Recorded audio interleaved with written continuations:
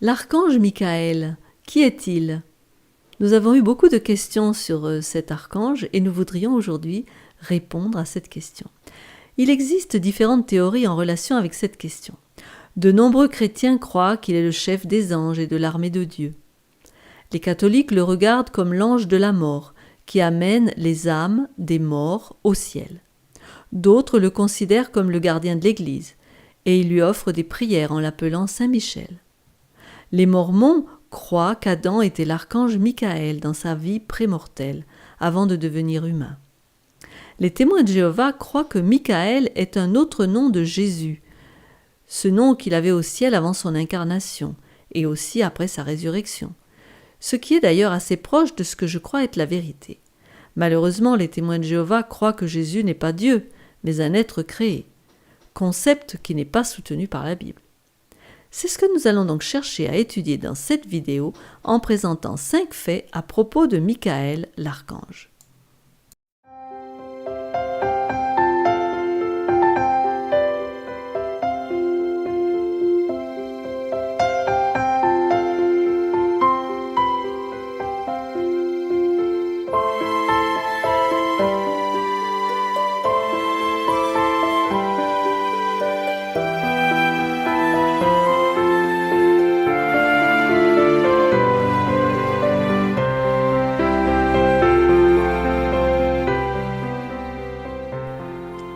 Qui est l'archange Michael?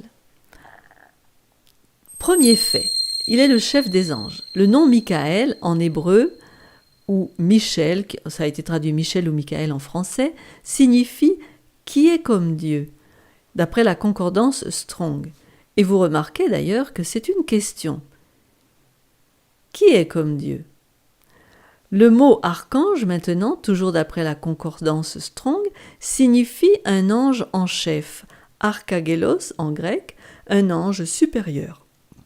Cela fait référence à Jésus, parce qu'il est divin, il est comme Dieu, il est aussi le chef des anges. Nous allons voir.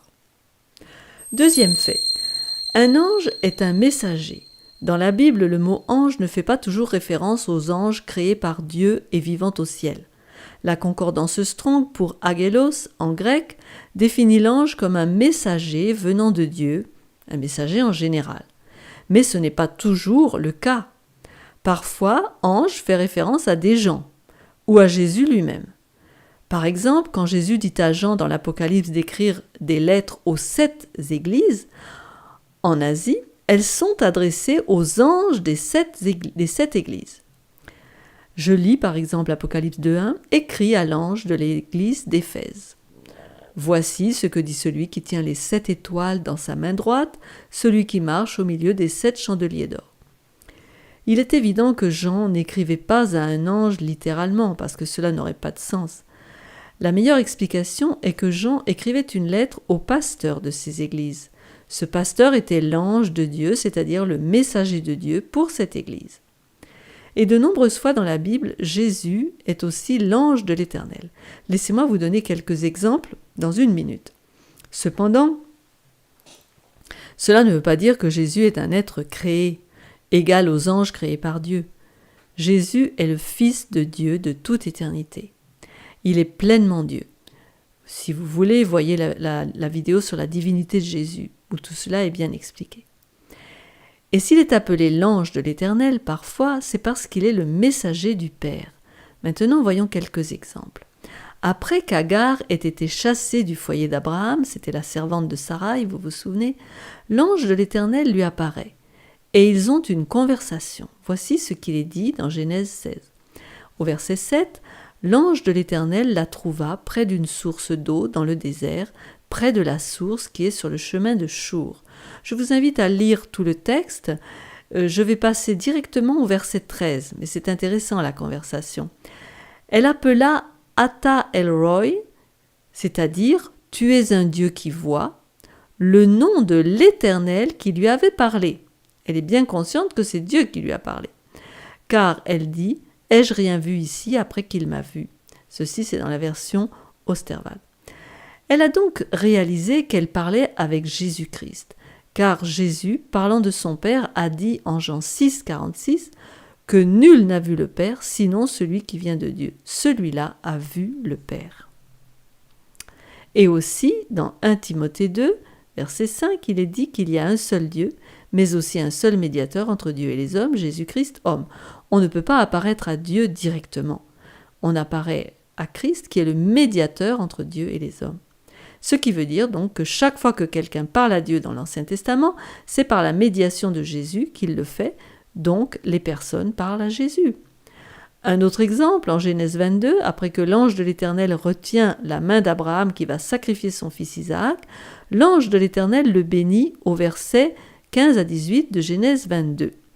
L'ange de l'Éternel appela une seconde fois Abraham des cieux, et il dit « Je le jure par moi-même, parole de l'Éternel, parce que tu as fait cela et que tu n'as pas refusé ton fils, ton unique, je te bénirai et je multiplierai ta postérité comme les étoiles du ciel et comme le sable qui est sur le bord de la mer.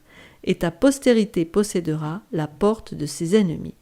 Toutes les nations de la terre seront bénies en ta postérité parce que tu as obéi à ma voix. » C'est intéressant car Pierre, en racontant cette histoire, dit que c'était Dieu. En Actes 3, 25. « Vous êtes les fils des prophètes et de l'alliance que Dieu a traitée avec nos pères en disant à Abraham, toutes les familles de la terre seront bénies en ta postérité. » Donc, c'est l'alliance que Dieu a faite, c'est bien Dieu qui a dit à Abraham, et on parlait de l'ange de l'Éternel dans le texte précédent. Donc, c'est bien Dieu. Celui qui a annoncé cette même parole, c'est Dieu dans ce passage. Autre exemple, quand Dieu appelle Moïse dans le buisson ardent, on va là dans Exode chapitre 3. L'ange de l'Éternel lui apparut dans une flamme de feu au milieu d'un buisson. Moïse regarda, et voici le buisson était tout en feu, et le buisson ne se consumait point. Moïse dit « Je veux me détourner pour voir quelle est cette grande vision, et pourquoi le buisson ne se consume point. » L'Éternel vit qu'il se détournait pour voir, et Dieu l'appela du milieu du buisson et dit « Moïse, Moïse !» Et il répondit « Me voici !» Il appelle l'ange de l'Éternel qui apparaît dans le buisson, Dieu.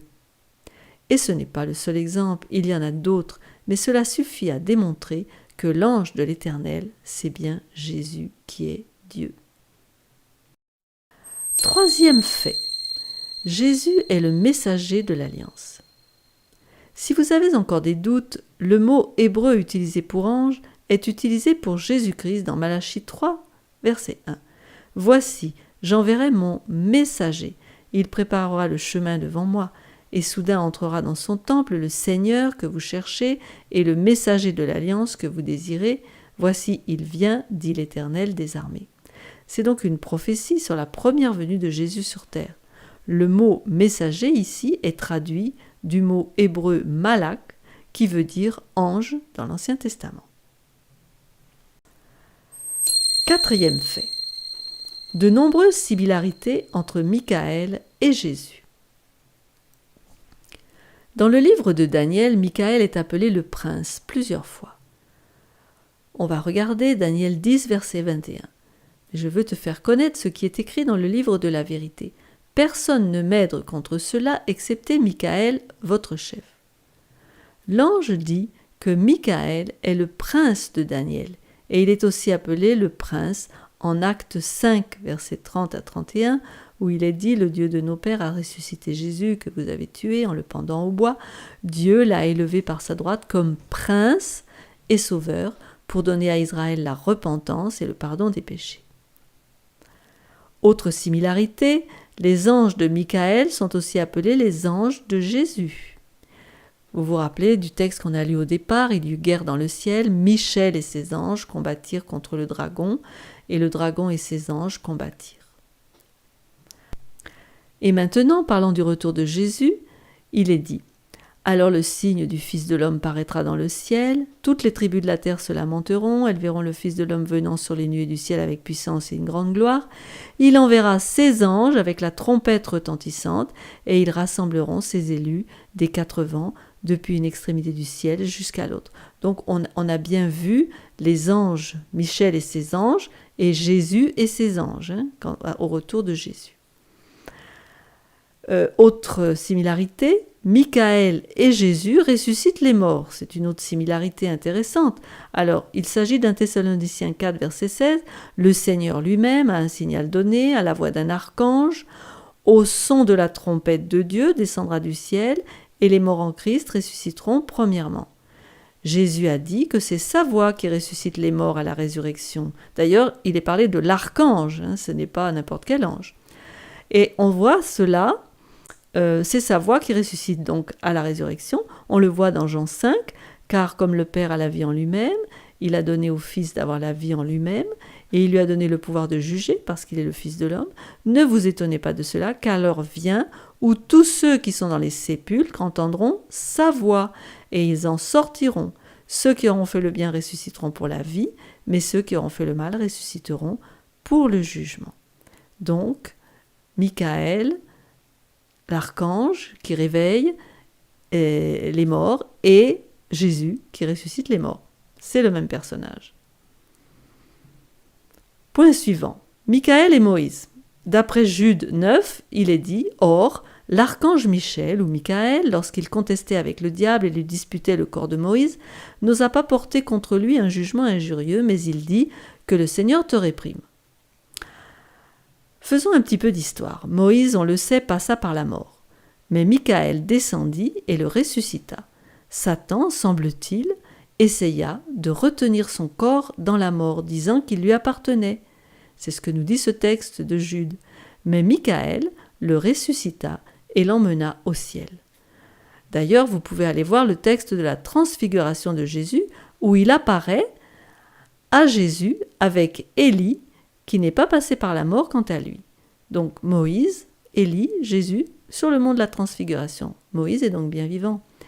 Satan a dénoncé Christ comme injuste parce qu'il lui a enlevé sa proie, mais Christ ne lui fait pas de reproche.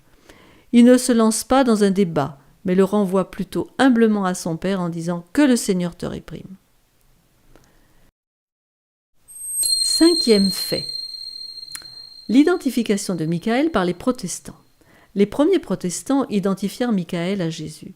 De nombreux protestants aujourd'hui rejettent le fait que l'archange Michel est un autre nom de Jésus. Ils voient cela comme une fausse doctrine associée aux témoins de Jéhovah. Mais savez-vous que les protestants d'autrefois identifièrent Michael à Jésus pré-incarné ?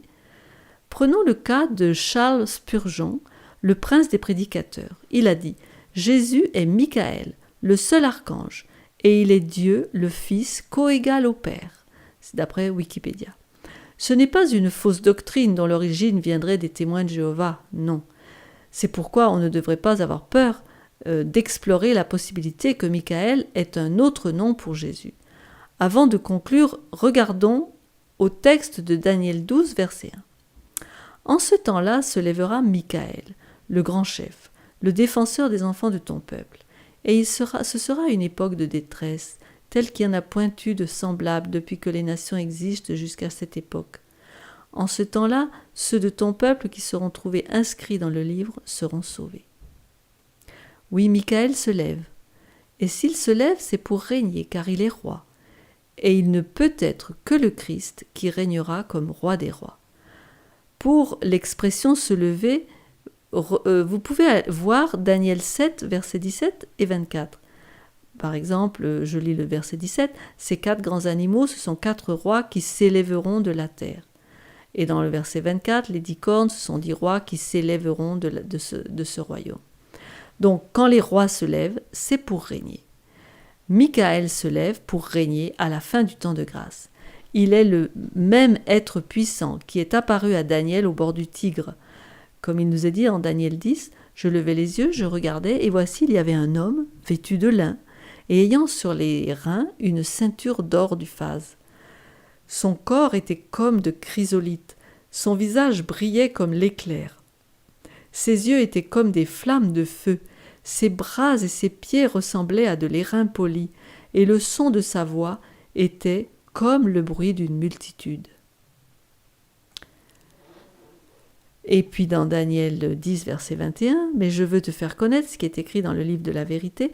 Personne ne m'aide contre cela excepté Michael, votre chef. Il est là le défenseur du peuple de Dieu. En Daniel 7, verset 13, il apparaît aussi comme le Fils de Dieu. Je regardais pendant mes visions nocturnes, et voici sur les nuées des cieux arriva quelqu'un de semblable à un fils de l'homme. Il s'avança vers l'Ancien des jours, et on le fit approcher de lui. Il est donc le Fils de Dieu, il apparaît comme le Fils de Dieu. Maintenant, en Daniel 8, verset 11, il apparaît comme le prince de l'armée. S'éleva jusqu'au chef de l'armée, lui enleva le sacrifice perpétuel et renversa le lieu de son sanctuaire. C'était la petite corne, elle s'élève jusqu'au chef de l'armée, le prince de l'armée dans d'autres versions. Et en Daniel 9, 26, on l'appelle aussi le prince Messie ou loin. Après les 62 semaines, un oint sera retranché et il n'aura pas de successeur. Cet oint retranché, c'est bien Jésus-Christ qui meurt sur la croix pour les péchés du monde. On a donc de bonnes raisons de penser que l'archange Michael est Jésus lui-même dans son état préincarné. Il est le dirigeant divin des anges, il est aussi l'ange de l'Éternel, son messager.